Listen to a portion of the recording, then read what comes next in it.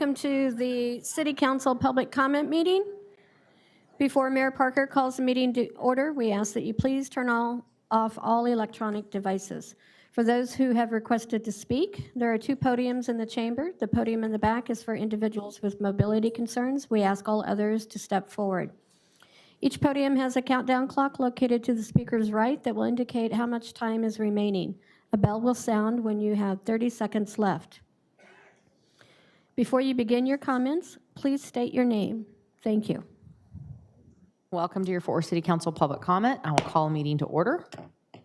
Tonight's invocation will be by Pastor Jeff Shaw from All Saints Presbyterian Church. Please rise for the invocation and remain standing for the pledges of allegiance. Let's pray together. Father in heaven, we thank you for establishing good government and for just administrators and for the important work that you call them to do. Lord, we recognize that all of your magistrates, while determined by our elections or appointments by men, they are ultimately ordained by you, and therefore we should be subject to them at all times. And we pray that our leaders would acknowledge your Son, Jesus Christ, as Lord, the King of Kings and the Lord of Lords in all things. Lord, we thank you for our wonderful city. We live in a prosperous place and we enjoy peaceful times. And yet we recognize that many people were shaken yesterday by the blast at the Sandman Hotel.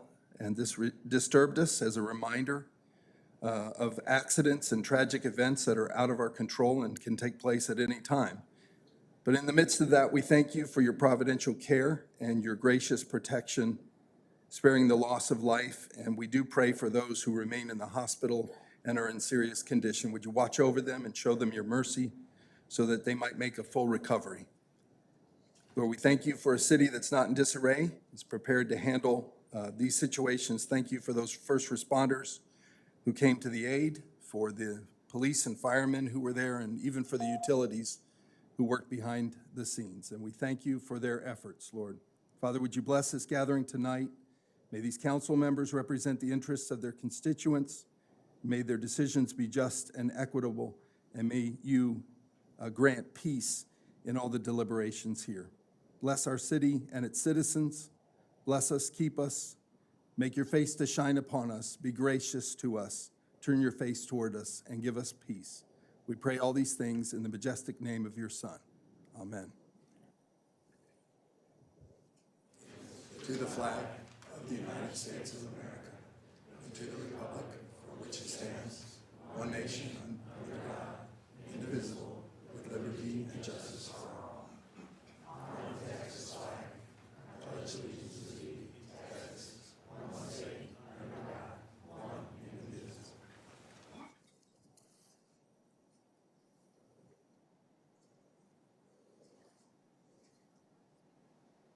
Our first speaker this evening is I apologize. We have to do consideration of minutes.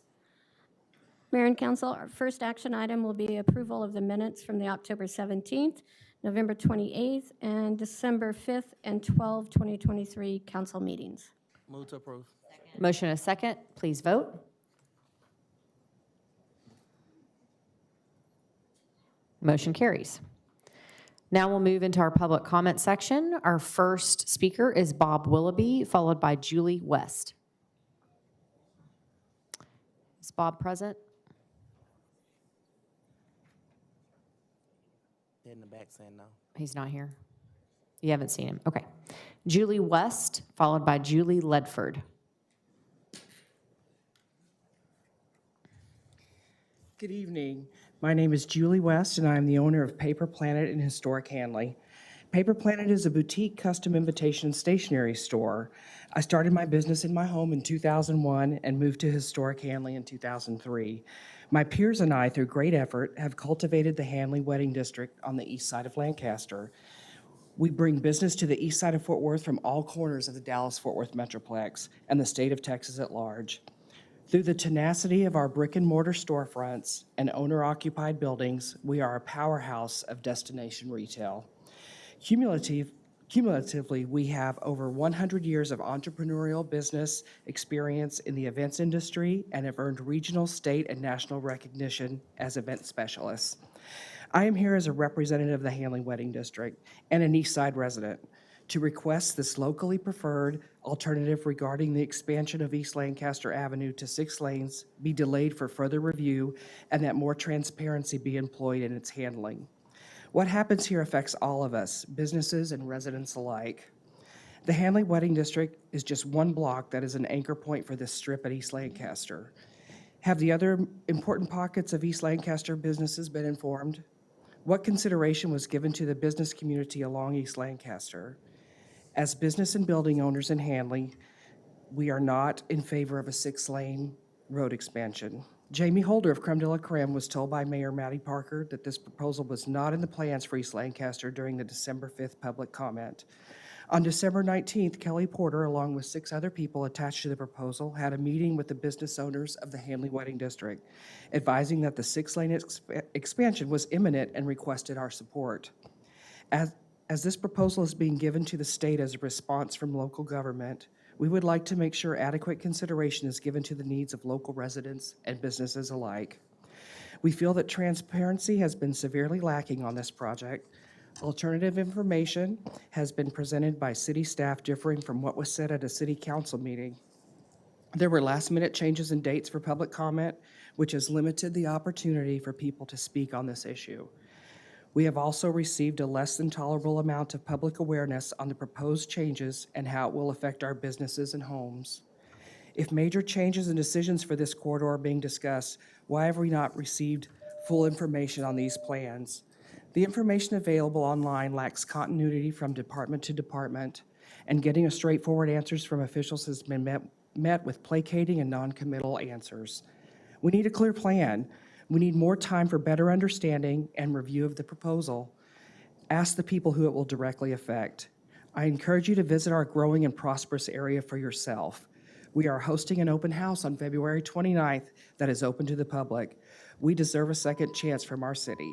Thank you, Ms. West. Ms. West, let me ask you, did you have a chance to watch our work session today? I did not. It might be helpful, and I'll make Okay. sure that Lauren Prier sends that information to you directly and it follows up with any additional questions. We take this very seriously. I was just in Hanley a few weekends ago to shop for my future sister-in-law's wedding dress. Wonderful. What you have there is very important to preserve, and you have our commitment on council. And I think some of the conversation today at council might be helpful for you to watch as well as we submit this LPA. Wonderful. Thank you very much for taking the time. Thank you for your time. Of course. Our next speaker is Dr. Julie Ledford, followed by Judy Taylor.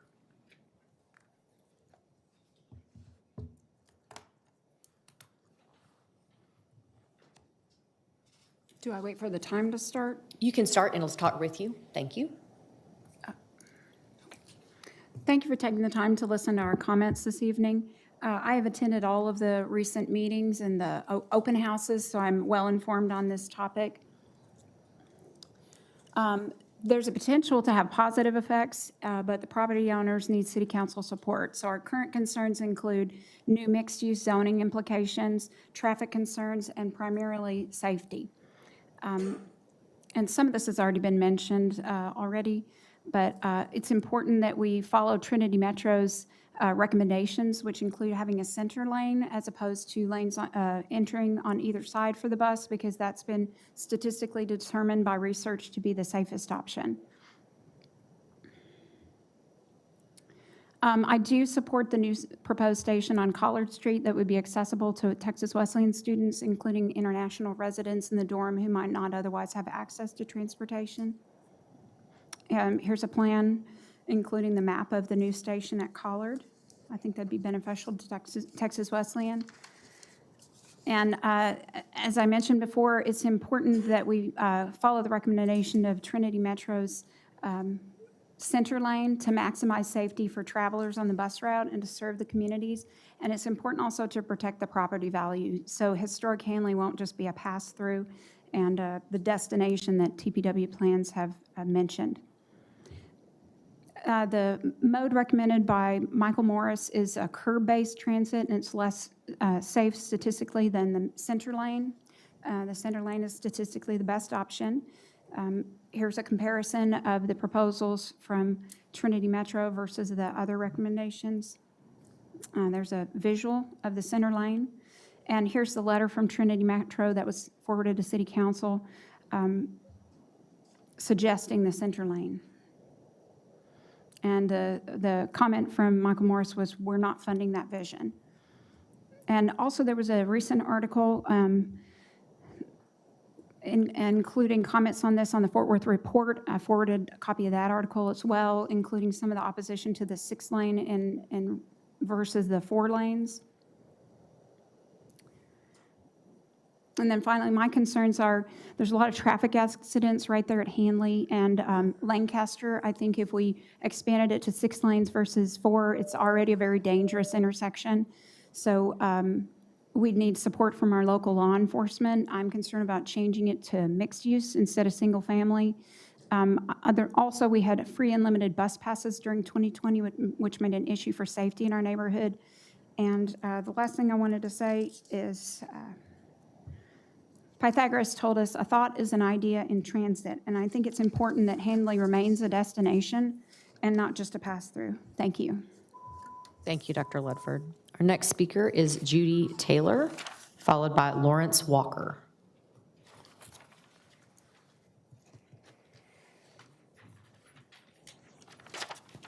Good evening. I'm Judy Taylor, past president of Hanley Neighborhood Association. It's good to be here with you tonight. I support changes for East Lancaster from Riverside to 820. We need many changes. We need many things there. I've lived there when we had many opportunities. At this point, I'm wondering if a bus there is putting the bus business there, putting the cart before the horse. If we have a bus before we have businesses, not sure it's going to work to help. Many of tonight's thoughts are important to this. The 6 lanes that are suggested from 820 to the Arlington border are my concerns. The destruction of our historic buildings in the 65 and 6600 blocks of East Lancaster is very concerning to me. And just a point of history, Bonnie and Clyde spent much time in that area. So if you ever want to know something about Bonnie and Clyde, they were there. So check in with Hanley. The loss of our Caboose Museum will be a great loss to us. The impact of the gas pump station and storage stations in the 72 and 7600 blocks of Lancaster are concerning. The loss of the cemetery plots at Rose Hill, the impact of 5 new warehouses, how that's going to put hundreds of new 18-wheelers speeding through our neighborhood. The intersection of Green Oaks and Dottie Lynn is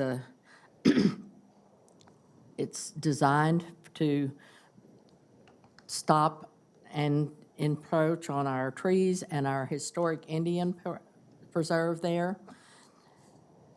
We, the people, already drive just too fast in that area. And if you open it up to 6 lanes, you're going to give us a whole lot more of very dangerous accidents. Thank you for listening, and we'll see you. Thank you. Thank you, Judy. Our next speaker is Lawrence Walker, followed by Dan Hayes. Mayor, we tried calling him. He's not answering. Dan Hayes, followed by Paul Crapeau.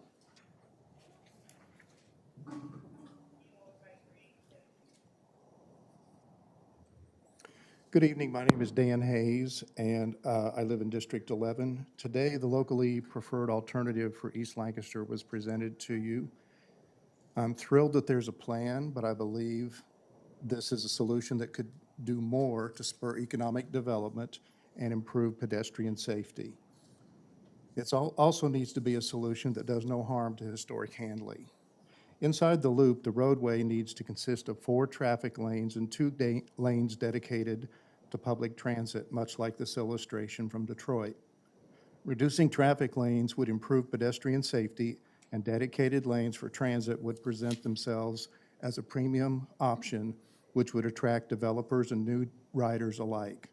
There are plenty of case studies to prove that is a likely outcome. In fact, one I read said that the only reason not to put the transit in the middle is a lack of right-of-way or a lack of political will. No matter the technology behind it, I don't believe a curb-based bus solution will accomplish this. Presentation is everything when it comes to public transportation. Over more than a century, Lancaster has never been sized for the traffic it carries. I'm told that TxDOT won't approve a roadway with less than 6 traffic lanes, but the traffic on Lancaster simply does not justify that.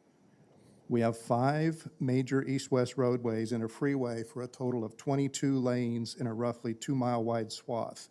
Isn't that enough for a strong argument? The new Trinity Lakes TRE station got a lot of attention for its economic development potential, and with 2 areas of economic emphasis on East Lancaster, the value of a premium transit offering should be obvious. Twice before, East Siders have had major roadway projects done to them instead of for them. In 1957, the DFW Turnpike, now I-30, isolated East Fort Worth from the growth the rest of the city saw in the years ahead. It snuffed out East Lancaster's business model of serving the traveling public. The resulting decline is still very evident. In 1963, Loop 820 sliced through the Handley neighborhood, resulting in inappropriate zoning and a lack of protection for that historic neighborhood. Both times, East Side leadership complained to deaf ears. From the beginning, this has felt like an exercise in checking the right boxes so NCT COG's recommendation could be implemented. When this project was announced in June 2022, Michael Morris said the community should be driving the process. Yet before any public meetings had occurred, the answer was no to funding Trinity Metro's recommendation of bus rapid transit. 18 months later, the LPA you saw today is virtually identical to the original announcement of this project. Please ask more questions before voting on this plan. Thank you. For poll, followed by George Childs. Good evening. Paul Kerpel, Fort Worth. I'd like to start by amending my speaking terms here. I originally signed up for this last weekend to speak as an individual. Yesterday evening, the Handley Neighborhood Association affirmed that I can speak on behalf of our association. So I'm speaking for all of Handley tonight. For about the last 10 years, I believe I've attended every public meeting on Lancaster. BRT, TOD, transportation, all of them. And I have repeatedly pointed out to the presenters that the situation on Lancaster and Handley is different from the rest of the roadway. Excuse me. We have a narrow strip there, and we have a lot of old development that should be preserved. The proposed 6-lane right-of-way requires a significant widening of the right-of-way. And in the process, we will have to demolish 8 or perhaps 10 buildings. We will have several shops that will lose their parking space, essentially becoming useless. And I didn't do an exact count, but approximately 100 graves in the cemetery are going to have to be removed, relocated. I think this would be terrible for Handley. Please don't inflict this pain on us. Thank you. Our next speaker is George Childs, followed by Cindy Bowling.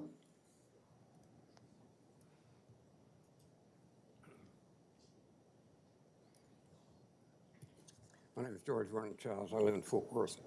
I'm here because of remarks made on November 7th, 2023 by the self-styled hard-working John T. White Neighborhood Association.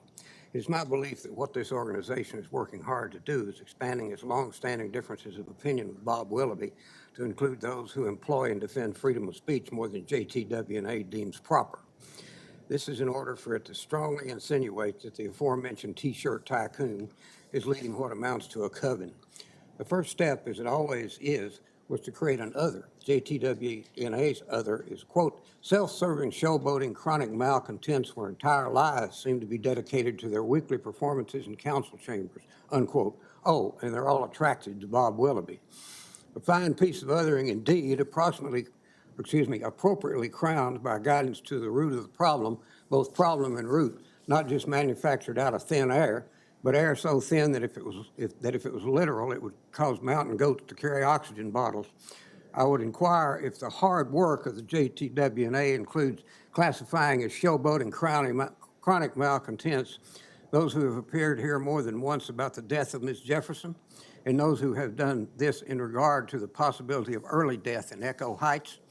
I believe that JTWNA chose to mock expressions of heartfelt concern in this manner because their portrayal of Bob as a threat obviously would be magnified if it can include his having followers matching JTWNA's profile.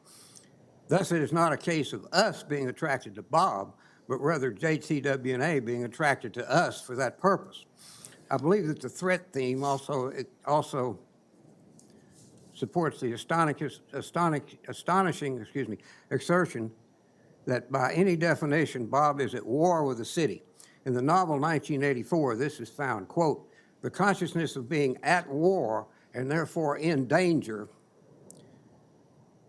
makes the handing over of all power to a small caste seem the natural and avoidable condition of survival," unquote. If all power is narrowed to mean power to decide who can speak at city council, does any particular small caste come to mind? In sum, if someone is planning to write a book titled A Beginner's Guide to the Basics of Witch Hunting, I suggest they watch JTWA in action on November 7th and take notes. Our next speaker is Cindy Bowling, followed by Jim DeLong.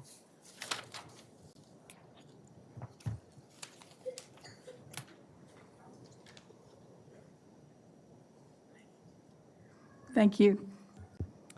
My name is Cindy Bowling. I live in District 11, and I live a city block north of East Lancaster. I'm very familiar with it.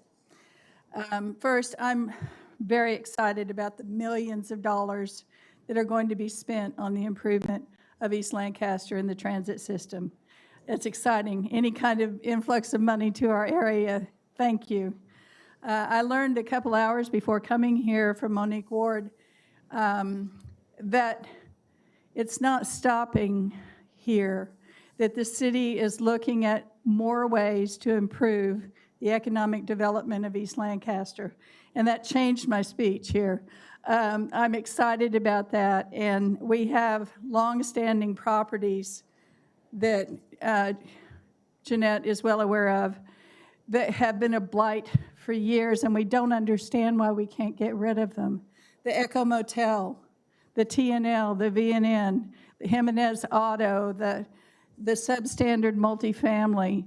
Why can't we get rid of them? You know, it's taking years, and we're told reasons we don't understand.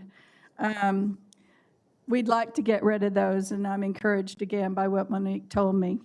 I would ask that all decision makers regarding East Lancaster, please become familiar with it. Drive it during a weekday, drive it in the evening, drive it on a weekend. Focus at 3200 East Lancaster where the Echo is. Go up to 4700 where the VNN is. Go further where Jimenez is, where sometimes it looks like there's 100 wrecked cars parked there. Why? But again, ending on an up note, I'm really excited about the funds on this project and excited to hear from Monique that it's not stopping here. Thank you. Thank you, Cindy. Our next speaker is Jim DeLong, followed by Bonnie Rudd. Good evening. My name is Jim DeLong. Happy New Year's to you.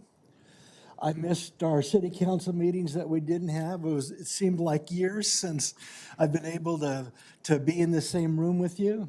Miss you guys. I'm so thankful for you and what you want to do for our city.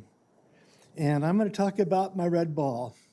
Last time I talked, I said, this is a red ball, and I could teach my son colors, and I could say, Jonathan, what color is this? This is green, Jonathan. This is a green ball. Jonathan, what color is this? Green.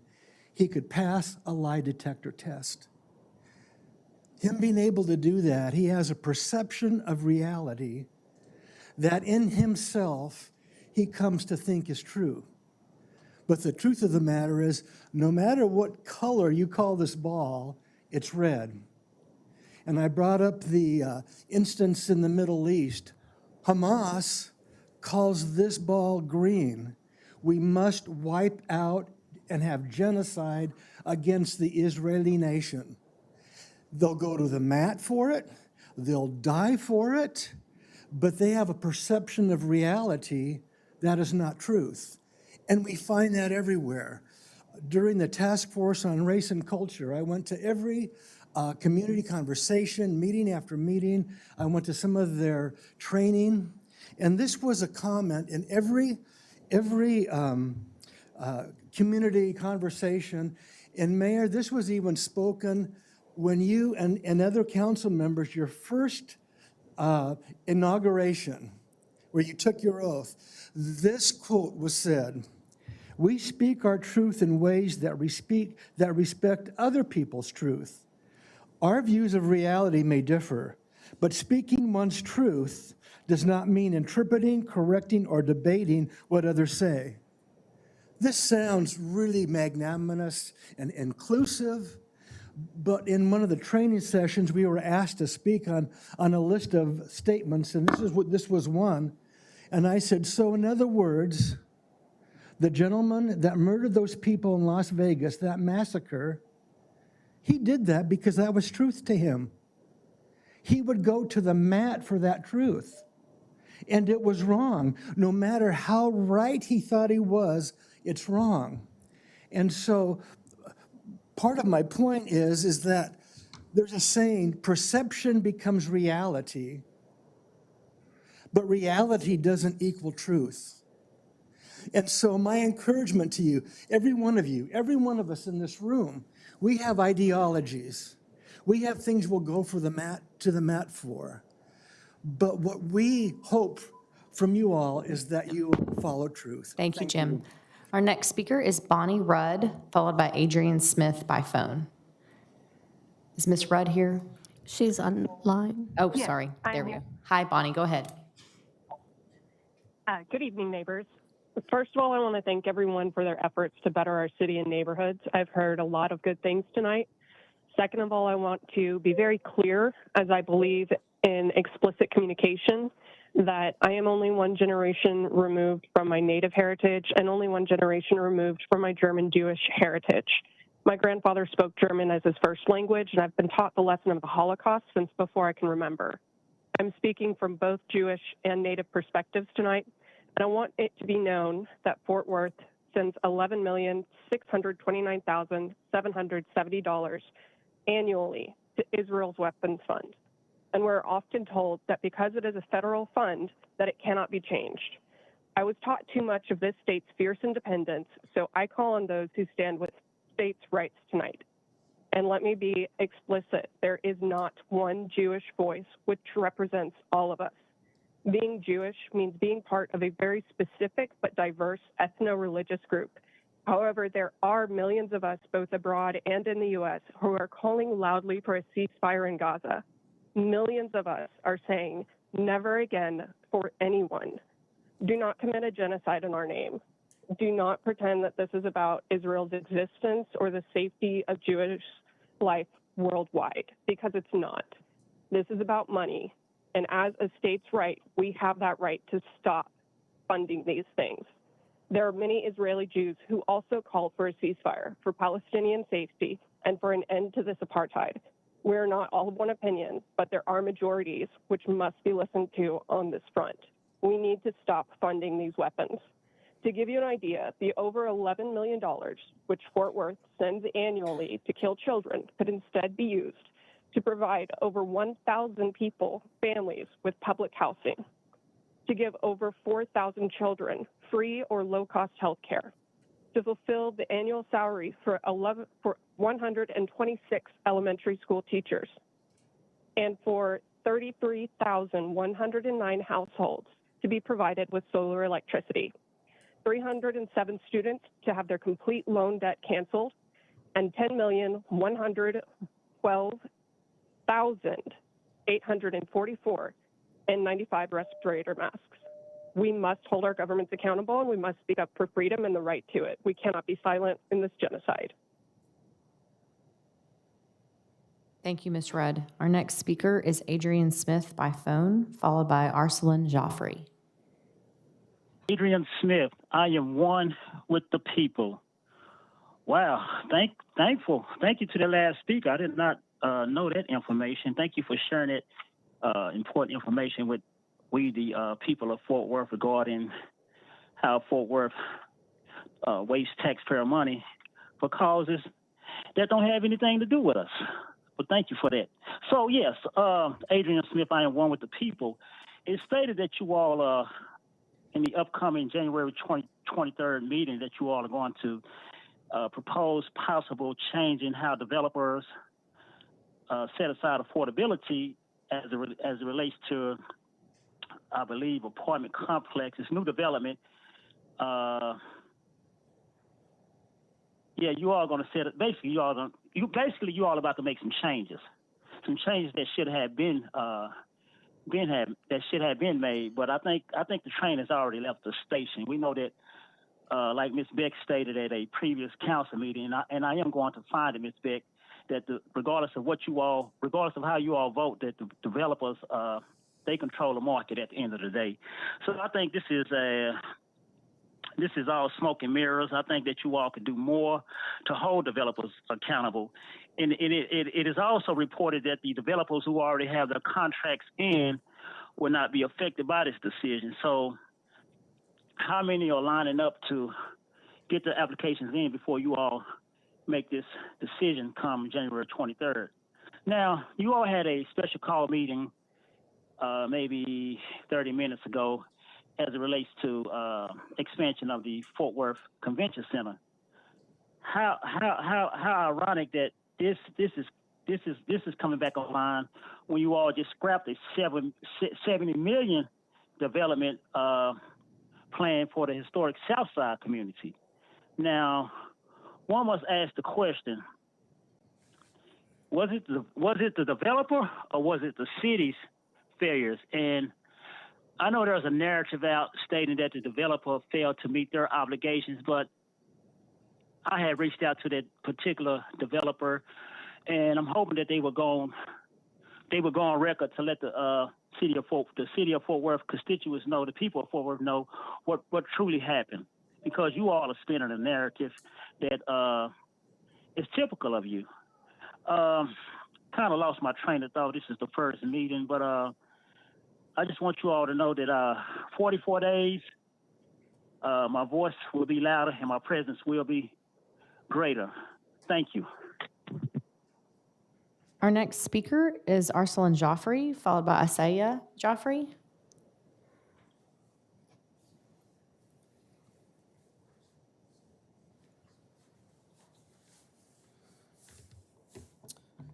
Hello, so my name is Rzan Rami, and I'm here to talk, ask the city of Fort Worth to pass a resolution for, the commitment and support for the congressional and worldwide cause for an immediate ceasefire.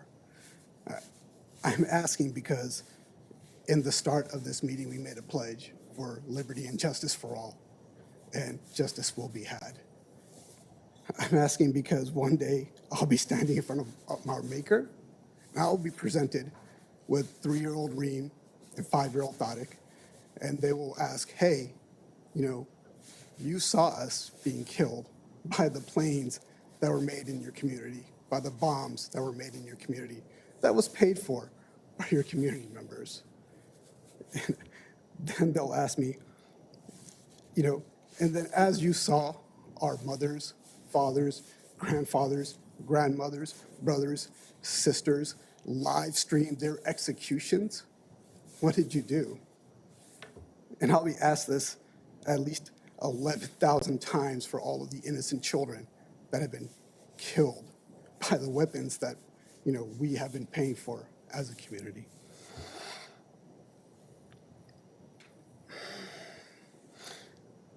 I'm also going to be asked, as South Africa, stands up and raises the alarm of genocide, what did our community do? And I'm going to impotently say, hey, I did the only thing I can do is I stood up and I raised my voice. I called out that, hey, there is wrong happening and it needs to be stopped. Every hour, 5 more children will be killed. So by the end of this session, there will probably be another 10 to 15 children dead under the rubble. That means every day of our silence is 120 lives that are not going to be accounted for. There is no accounting for this on our souls. Justice will be had, and I just want to make sure that myself and my community spoke up and asked for the violence to stop. Thank you. Our next speaker is Aryana Jaffrey, followed by Rzan Rami.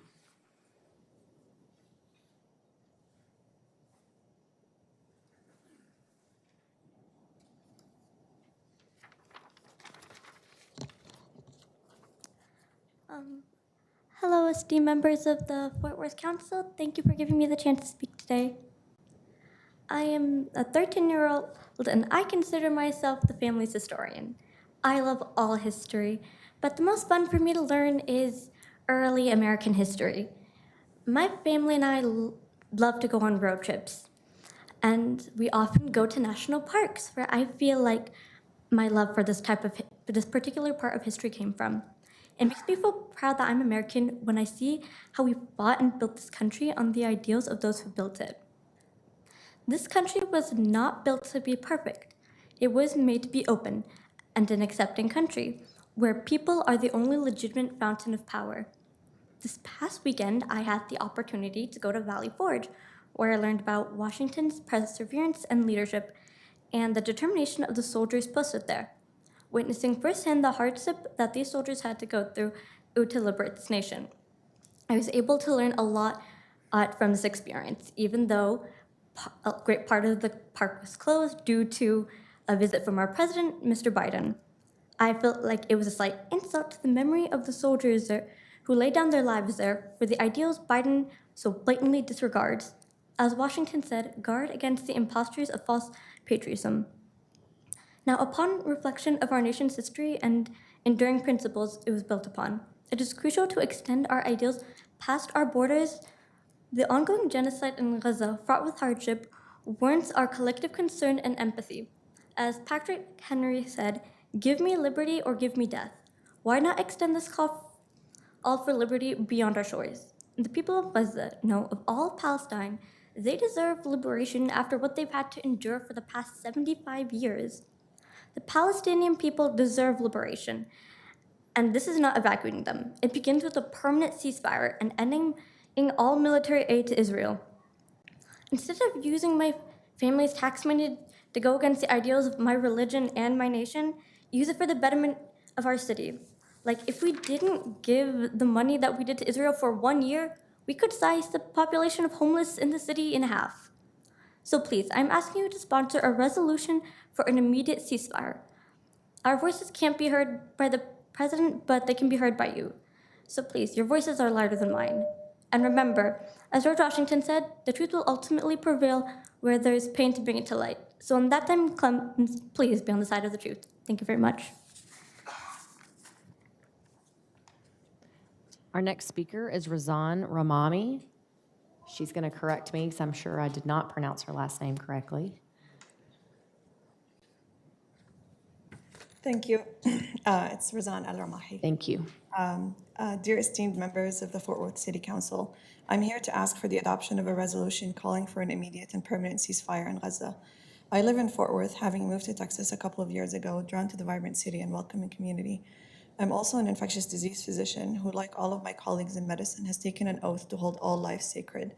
My fellow healthcare workers in Gaza have also taken the same oath and are having to perform their duties under the threats of bombardment, hospital raids and evacuations, lack of adequate medical and protective supplies, and while constantly fearing for their own and their families' lives.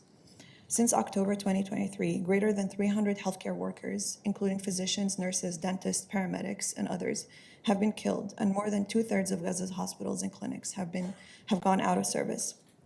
Due to severe shortages in fuel, medicines, and medical supplies, and the continuous besiegement and bombardment of those facilities, the remaining hospitals are only partially functioning. It is utterly heartbreaking to me, particularly since I have the blessings of practicing advanced medical care, When I see or hear of Palestinian civilians, including children, having to endure surgeries or amputations without anesthesia or pain medications. Patients are being treated on the blood-stained floors due to hospitals reaching much more than their normal bed capacity. The United Nations has called the situation in Gaza an unprecedented humanitarian crisis. Over 1.9 million Gaza Palestinians out of the total 2.3 million population have been displaced from their homes and forced to live in crowded and unsanitary conditions. They are not just facing the constant threats of bombardment, but also starvation and harsh weather conditions, including cold temperatures and rain. According to the World Health Organization, infectious diseases are thriving, with over 100,000 cases of diarrhea.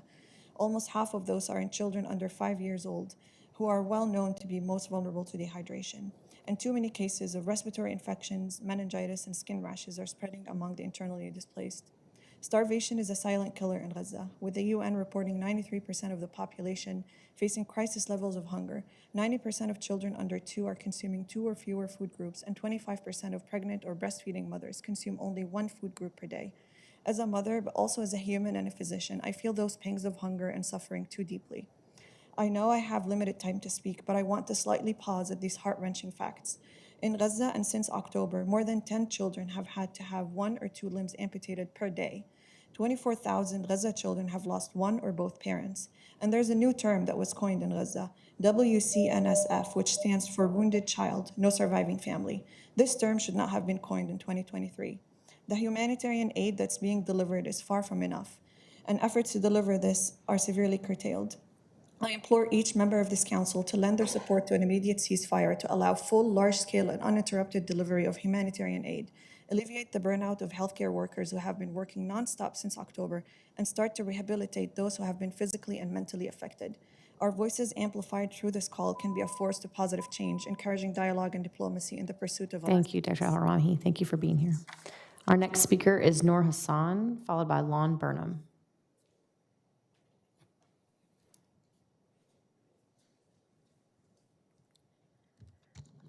Dear esteemed members, thank you so much for allowing me to speak to you today.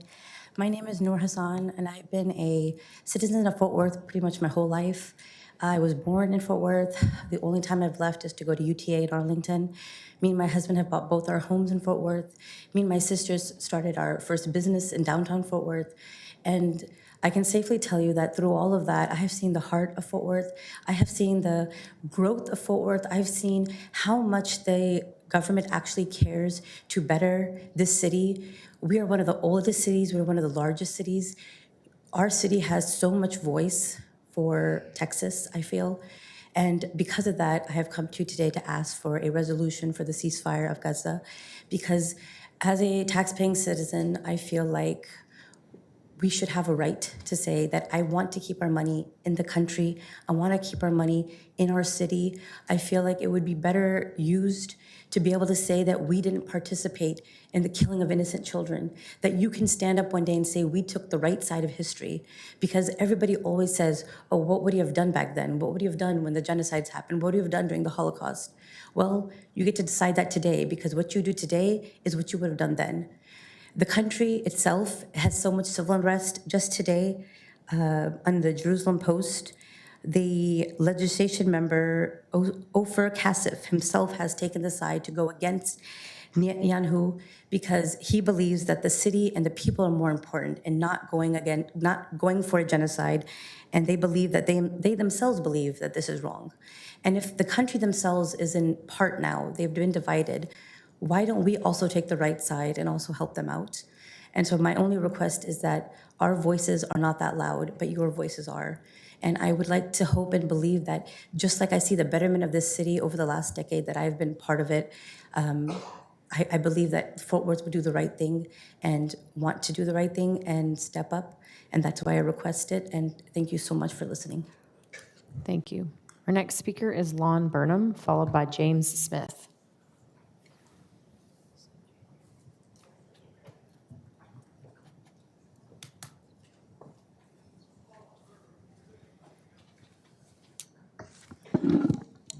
Good evening, everyone. I'm Lon Burnham, and my wife and I have lived in District 9 since 1979, and I came here with kind of some mundane concerns about parks and University Drive and Lancaster, but I'd be remiss if I didn't point out that I never thought I'd live long enough to hear people at this city council talking about our role in genocide and mass killings internationally because of our war economy here in Fort Worth.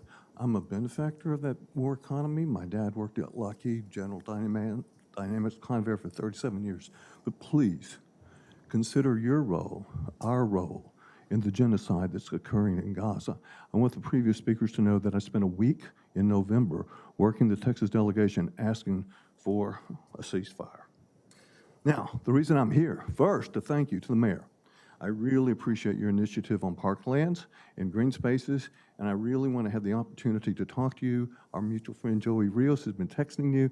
We want to talk about how we think there's a problem along University Drive and the wrong solution is being proposed. We don't have to cut out a dozen trees. We don't have to take away parkland. There is a state law defending that parkland for a reason, and the city does not need to pursue changing that policy. As for the Lancaster Avenue situation, some of you have no reason to know that I graduated from UTA Graduate School in City and Regional Planning in 1979. When I went there to do park urban development for kids. I ended up leaving the school to go into economic development in ghetto and barrio neighborhoods, and I have officed on Exchange Avenue, working for the city of Fort Worth. I have officed on Ray Street, working for the city of Fort Worth. I have officed on Evans Avenue and on Magnolia. Those projects were 40 years in the making, and I was on Ray Street this afternoon. It was great. So thank you to all of the people that are talking about the right way to develop Lancaster Avenue. And I'll end those comments with just saying, you know, back in 1973, the legislature changed the name of the Highway Department for a reason. It is now called TxDOT. The urban county that sees the greatest failure in addressing that name change and recognizing the philosophy that should be changed is Tarrant County. We have a totally inadequate public transportation system. That's the reason we have totally bad air. So let's rethink how we're going to do Lancaster. I'm thrilled to hear what your progress that you made this afternoon, and thank you to all those people that spoke on that issue. And I only have 18 seconds left, but I have one other gripe. So who is the police officer in charge that I may have a short visit with? So who's here today? We'll find you somebody, Lon. Thank you. You're welcome. Thank you. And our last speaker is James Smith. Is Mr. Smith here? I just haven't seen him yet. You haven't seen him? Okay. Council, that seems to be the conclusion of our speakers this evening. Thank you.